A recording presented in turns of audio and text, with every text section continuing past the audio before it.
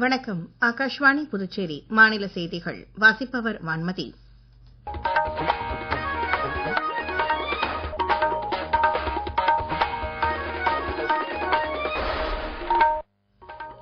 தலைப்புச் செய்திகள்.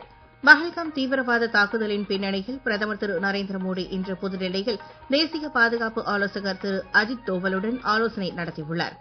நாட்டின் 244 குடிமை பாதுகாப்பு மாவட்டங்களில் நாளை நடைபெறவுள்ள குடிமை பாதுகாப்பு ஒத்திகைக்கான ஏற்பாடுகள் குறித்து மத்திய உள்துறை செயலர் இன்று மறு ஆய்வுக் கூட்டம் நடத்தினார். பல்வேறு துறைகள் சார்ந்த திறன்களுக்கு உலகில் தேவை அதிகரித்து வரும் நிலையில் இத்தேவைகளை நிறைவேற்ற தக்க நிலையில் இந்தியா இருப்பதாக வெளியுறவு அமைச்சர் டாக்டர் ஜெய்சங்கர் கூறியுள்ளார். காரைக்கால் பண்டித ஜவஹர்லால் நேரு வேளாண் கல்லூரி மற்றும் ஆராய்ச்சி நிலையம் அகில இந்திய அளவில் 7 விருதுகளை வென்றுள்ளது. இனி விரிவான செய்திகள். பஹல்காம் தீவிரவாத தாக்குதல் தொடர்பாக தேசிய பாதுகாப்பு ஆலோசகர் திரு அஜித் தோவல் பிரதமர் திரு நரேந்திர மோடியை இன்று அவரது இல்லத்தில் சந்தித்து பேசினார். முன்னதாக நேற்று பாதுகாப்புத்துறை செயலர் திரு ராஜேஷ்குமார் சிங், விமானப்படை தலைவர் air chief marshal Amarpreet Singh உள்ளிட்டோரும் இது தொடர்பாக பிரதமரை சந்தித்து பேசியுள்ளனர். கடற்படை தலைவர் அட்மிரல் தினேஷ் கே திரிபாதி மற்றும் ராணுவ தலைவர் ஜெனரல் உபேந்திர திவிவேதியும் பிரதமரை தனித்தனியே சந்தித்து இருப்பதும் குறிப்பிடத்தக்கது.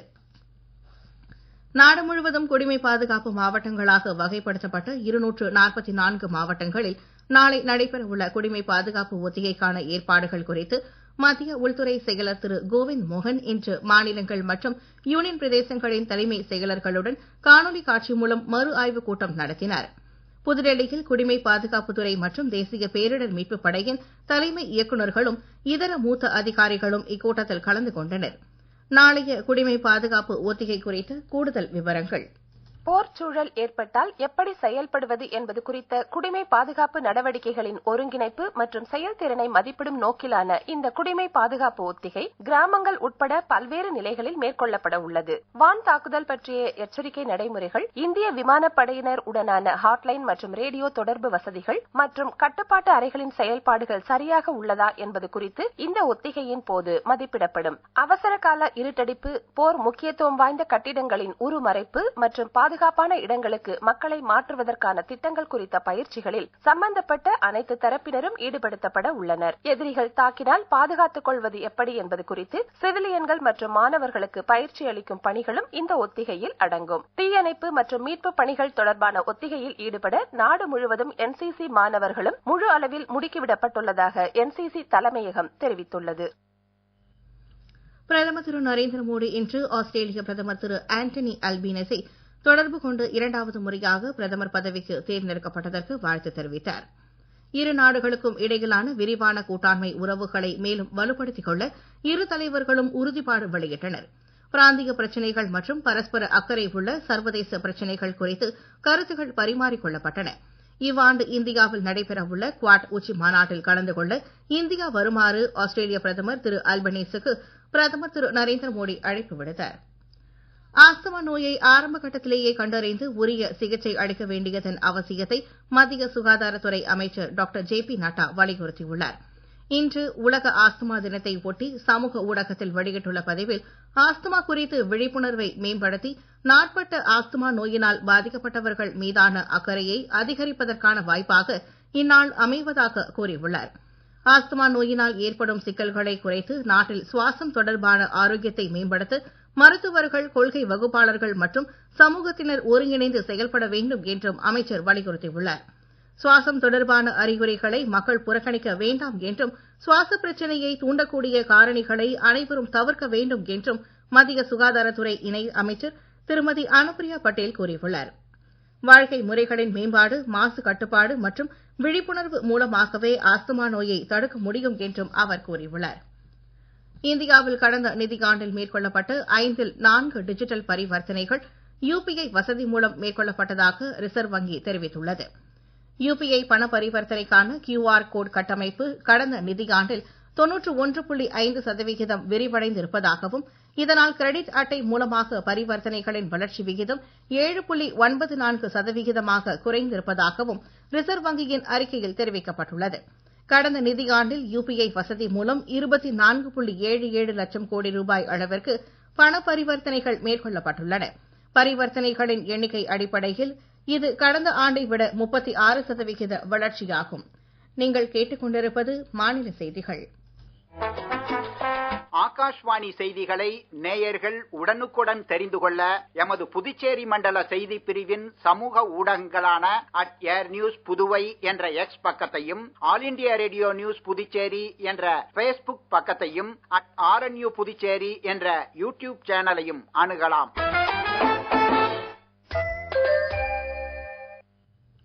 பல்வேறு துறைகள் சார்ந்த திறன்களுக்கு உலகில் தேவை அதிகரித்து வரும் நிலையில் இத்தேவைகளை நிறைவேற்ற தக்க நிலையில் இந்தியா இருப்பதாக வெளியுறவு அமைச்சர் டாக்டர் ஜெய்சங்கர் கூறியுள்ளார். இன்று புதுடெல்லியில் உலகிற்கான திறன்களை இந்தியாவிலிருந்து வழங்குதல் என்பது குறித்து கதி திட்டத்தின் தொடக்க விழாவில் உரையாற்றிய அவர், உலக நாடுகளில் மக்கள் தொகை கூறுகள் மாறி வருவதாலும் புதிய தொழில்நுட்பங்களின் வருகை மற்றும் பணி கலாச்சாரத்தில் ஏற்படும் மாற்றங்களாலும் உலக அளவில் இந்திய திறன்களுக்கான தேவை அதிகரித்து வருவதாக கூறினார்.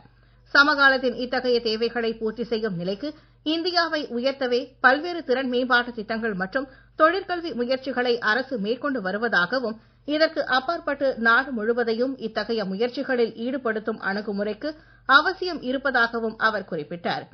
வெளியுறவு அமைச்சரின் உரை குறித்து கூடுதல் விவரங்கள்.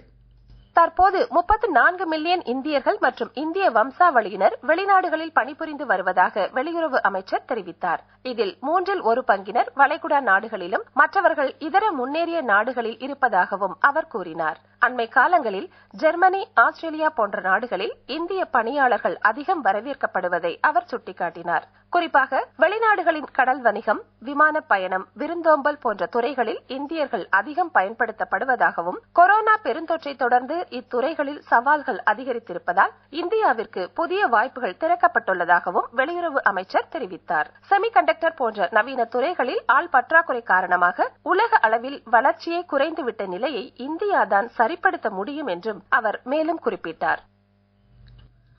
ஹைதராபாத்தில் உள்ள நெல் ஆராய்ச்சி நிலையத்தில் நடைபெற்ற வைர விழா நெல் ஆராய்ச்சியாளர்கள் கூட்டத்தில் அகில இந்திய அளவில் சிறந்த நெல் ஆராய்ச்சி நிலையத்திற்கான விருது உட்பட 7 விருதுகள் காரைக்கால் பண்டித ஜவஹர்லால் நேரு வேளாண் கல்லூரி மற்றும் ஆராய்ச்சி நிலையத்திற்கு வழங்கப்பட்டன.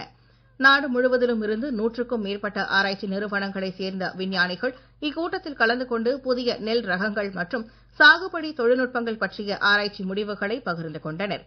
காரைக்கால் வேளாண் கல்லூரி முதல்வர் முனைவர் புஷ்பராஜ் சிறந்த ஆராய்ச்சி நிறுவனத்திற்கான விருதையும் இந்திய நெல் ஆராய்ச்சி நிலையத்தின் இயக்குநரிடம் இருந்து பெற்றுக் கொண்டார். கல்லூரியின் பயிர் இனப்பெருக்க மற்றும் மரபியல் துறை பேராசிரியர் முனைவர் எஸ். திருமேனிக்கு வாழ்நாள் சாதனையாளர் விருது வழங்கப்பட்டது. விருது பெற்றவர்கள் இன்று புதுச்சேரியில் முதலமைச்சர் திரு ரங்கசாமியை அவரது அலுவலகத்தில் சந்தித்து விருதுகளை காண்பித்து வாழ்த்து பெற்றனர். காரைக்காலில் கால்நடை பராமரிப்புத்துறை சார்பில் இன்று நடைபெற்ற கால்நடை மற்றும் கோழிகள் எழில் கண்காட்சியில் குடிமைப் பொருள் வழங்குதுறை அமைச்சர் திரு திருமுருகன், மாவட்ட ஆட்சியர் திரு சோமசேகர அப்பாராவ் ஆகியோர் சிறப்பு விருந்தினர்களாக கலந்து கொண்டு சிறந்த கால்நடைகளின் உரிமையாளர்களுக்கு பரிசுகளை வழங்கினர்.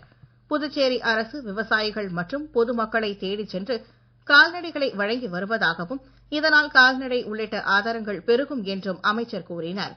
கால்நடை பராமரிப்பு துறையின் இணை இயக்குநர் டாக்டர் கோவிந்த் மற்றும் துறை சார்ந்த அதிகாரிகளும் பொதுமக்களும் இந்நிகழ்ச்சியில் கலந்து கொண்டனர். தென்மேற்கு பருவமழை அந்தமான் கடல் மற்றும் தென்கிழக்கு வங்கக்கடல் பகுதிகளில் வரும் 13ஆம் தேதி வாக்கில் தொடங்கக்கூடும் என சென்னை வானிலை ஆய்வு மையம் தெரிவித்துள்ளது. தற்போது வளிமண்டலத்தின் கீழடுக்கில் கிழக்கு மற்றும் மேற்கு திசை காற்று சந்திக்கும் பகுதி நிலவுவதால் இன்றைய தினம் தமிழகத்தில் ஒரு சில இடங்களிலும், புதுச்சேரி, காரைக்கால் பகுதிகளிலும் லேசானது முதல் மிதமான மழை பெய்யக்கூடும் என்றும் தெரிவிக்கப்பட்டுள்ளது. இன்றும் நாளையும் அதிகபட்ச வெப்பநிலை 2 முதல் 3 டிகிரி செல்சியஸ் வரை படிப்படியாக உயரக்கூடும் என்றும், அதன் பின்னர் 10ஆம் தேதி வரை வெப்பநிலையில் பெரிய மாற்றத்திற்கான வாய்ப்பு குறைவுதான் என்றும் வானிலை அறிக்கையில் தெரிவிக்கப்பட்டுள்ளது. மீண்டும் தலைப்புச் செய்திகள். பஹல்காம் தீவிரவாத தாக்குதலின் பின்னணியில் பிரதமர் திரு நரேந்திர மோடி இன்று புதுடெல்லியில் தேசிய பாதுகாப்பு ஆலோசகர் திரு அஜித் தோவலுடன் ஆலோசனை நடத்தியுள்ளார். நாட்டின் 244 குடிமை பாதுகாப்பு மாவட்டங்களில் நாளை நடைபெறவுள்ள குடிமை பாதுகாப்பு ஒத்திகைக்கான ஏற்பாடுகள் குறித்து மத்திய உள்துறை செயலர் இன்று மறு ஆய்வுக் கூட்டம் நடத்தினார். பல்வேறு துறைகள் சார்ந்த திறன்களுக்கு உலகில் தேவை அதிகரித்து வரும் நிலையில் இத்தேவைகளை நிறைவேற்ற தக்க நிலையில் இந்தியா இருப்பதாக வெளியுறவு அமைச்சர் டாக்டர் ஜெய்சங்கர் கூறியுள்ளார். காரைக்கால் பண்டித ஜவஹர்லால் நேரு வேளாண் கல்லூரி மற்றும் ஆராய்ச்சி நிலையம் அகில இந்திய அளவில் 7 விருதுகளை வென்றுள்ளது. இத்துடன் இந்த செய்தி அறிக்கை நிறைவு பெறுகிறது. வணக்கம்.